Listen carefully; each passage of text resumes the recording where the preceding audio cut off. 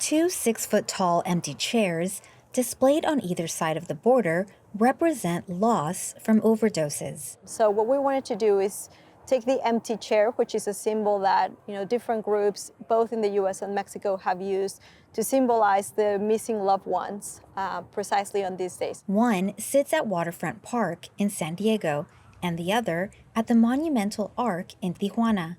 Cecilia Farfan says suffering on both sides of the border is connected. So it's a call to action also from the border to work in a joint manner to address the health and safety of our communities. The U.S. is confronting a public health crisis driven by illicit fentanyl, and Mexico faces significant challenges related to harm reduction and treatment. So people who had been in medically assisted treatments with methadone, unfortunately, there was a shortage at the border, and then they went back to the black market to source, substances. And the reports from these organizations that provide services in Mexico have been that they did lose a lot of people to overdoses as well. She says there is only one methadone clinic in Tijuana.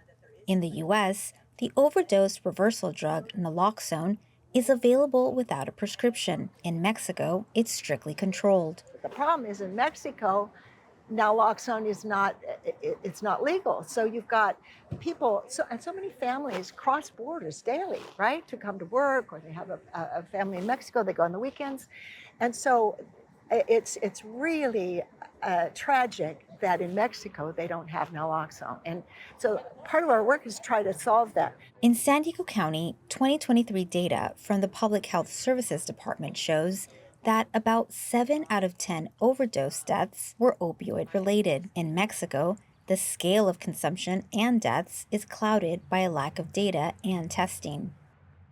Both Farfan and Bergman believe overdoses are a shared crisis requiring binational solutions, not limited by borders. Heidi de Marco, KPBS News.